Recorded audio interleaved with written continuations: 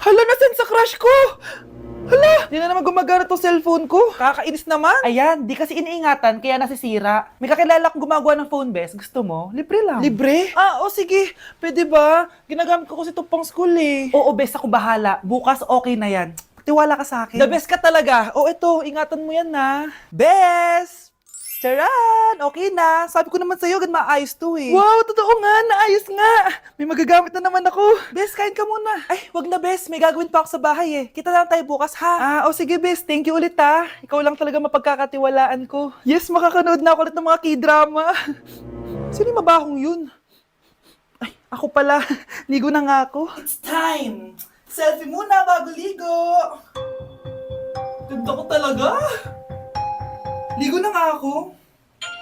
My favorite song. Ayoko umasahan. Woo!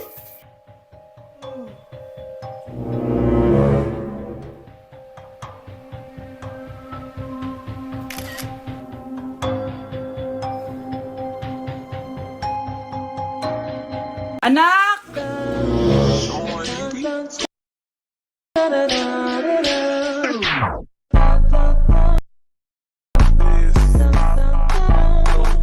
Ang galing natin, anak! Ano ba yan, Nay? Sinira mo yung TikTok ko. Aba, buti nga sumasali pa ako sa TikTok mo. Ang galing ko kaya. Uulitin ko na lang. Huwag ka nasasali, ha? Subukan mo, huwag i-post yan. Di ka nga marunong magganto, eh.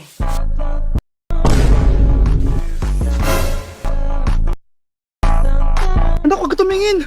Anong klaseng ina yan? Ganyan tinuturo sa anak niya. Tara na nga. Bahala ka na nga dyan. O, di ba ang smooth? Anak? Anak!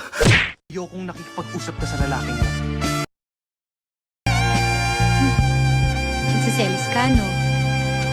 Mali man ang ikaw, ibigin ko. Anak, ano naman yung ginagawa mo? Hulaan ko. Uso na naman yan, no? Oo, Nay. Uso to ngayon si Shrek. Ang cute niya kasi. Talagang juwang-juwa ka na, no? Eto na lang si Badong yung juwain mo. Hi, Scarlett. Wag na lang magjowa, Nay. Mas pipiliin ko pa si Shrek kesa dyan, no? Arte neto. Unang tanong. Magbigay ng bagay na nagsisimula sa letrang K. Okay, Samantha? Kuko? Kuko is 3 points lang. Sayang. Okay, ikaw naman, Scarlett. Sisimula sa K. Kifi. Kifi is the top answer. Yes. Okay, next. Magbigay ng parte ng katawan. Scarlett, dahil ikaw ang nakahula ng top answer, ikaw ang mauuna. Pantog. Basic. Pantog is 10 points. Ha? Bakit 10 lang? Samantha, pwede ka bang bumawi? Parte ng katawan? Esophagus! Esophagus is the top answer! Yun! Eto na! Sino kaya sa inyong dalawa ang mananalo ng 1 million pesos cash? Akin na tong 1 milyon. Humanda ka sa akin, Scarlett. Anak, ayusin mo! 1 milyon yan! Mauna tayo kay Samantha. Ano ang bagay na mahaba at matigas? Mahaba at matigas? Tornilyo? Tornilyo is 50 points! Pero, hindi ito ang top answer natin, ha?